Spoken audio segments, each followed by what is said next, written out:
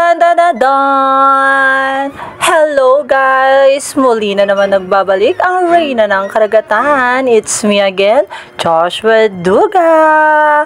At dito na naman, in-game na naman ang inyong Reyna sa muli nating pagbabalik para sa another video. For today's video pala guys, ito na ang aming final practice para sa aming roleplay sa requirements namin sa Life and Works of Rizal. At very in-game na naman ang mga beshi kong mapagkunwari na akala mo naman ganyan is nagpa-practice ng sobra-sobra pero hindi pa pala memorize ang mga lines. At nga pala guys, no limitang here pala ang napili namin para sa roleplay namin at pinamagatan itong ang ginintuang orasan. Ayan. Ang mga main characters pala sa gaganapin naming roleplay ay si Ibarra, si Maria Clara, si Padre Damaso, si Doña Victorina, Doña Consolacion, at marami pang iba. At very in-game ang mga bakla sa pagpapractice at paghihila ng backdrop na ito dahil hirap na hirap talaga kami kung paano talaga namin siya ipapasok, kung saan namin ilalagay, and very tagal namin siyang ginagawa. Alam mo yun, very hirap na kami, super duper. Tapos in-game ang mga bakla sa karampahan, sa mga kagarampingatan dahil alam mo na, imbes na mag-practice ng bongga, ito, chismisan, malala, awayan, bangayan, di mo na alam talaga, chuchurubuhur na sila mga kirebahur.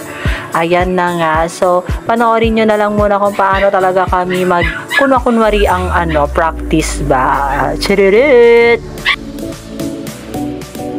At hanggang sa kami na nga ay ginabi nakapapractice. Actually guys, hulaan nyo kung anong oras na ito, diba? Hindi pa rin kami umuwi. Ganito talaga kami, mga batak kami sa practice, final practice.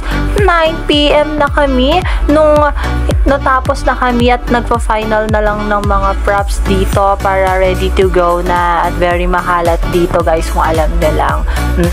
At pag uwi ko nga guys, ito, ginawa ko ng aking headdress na gagamitin ko dahil ang gaganapin ko ay walang iba kundi ang inyong Doña Victorina de los Reyes de Espadanya.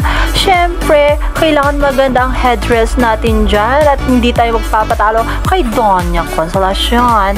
At pagkatapos nga yan, akin namang ginawa ang pamaypay ni Doña Consolacion. Pa-feather tayo dito guys.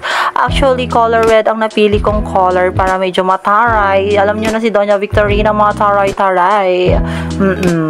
Kaya pagkatapos niyan, o, diba? Maloka kayo sa aming pa-entrance.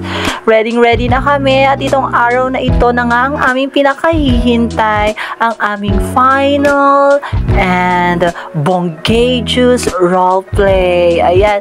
So, nire-ready na namin lahat ng costume, ng props para mamaya-maya na ay magkakaroon na ng bugo-bugo at chiribos. Ibig kong sabihin ay mag-start ng aming roleplay at ready na ang mga kabaklaan sa make-up nila at practice pa more. Yes. Books! Parang Neneng B ang kanyang katawan. O, diba? Ako nga pala ang inyong Doña Victorina de los Reyes de Espadanya na asawa ni Tiburcio. O, diba? Ang game na naman ng bakla. Kaya pagkatapos nito, tayo na. Let's play. Dahil ang boy ay tribunal at pangakot. Amoy baka ka? O ikaw! Ayun na! Ayun na! Oh, the backtrack na yun.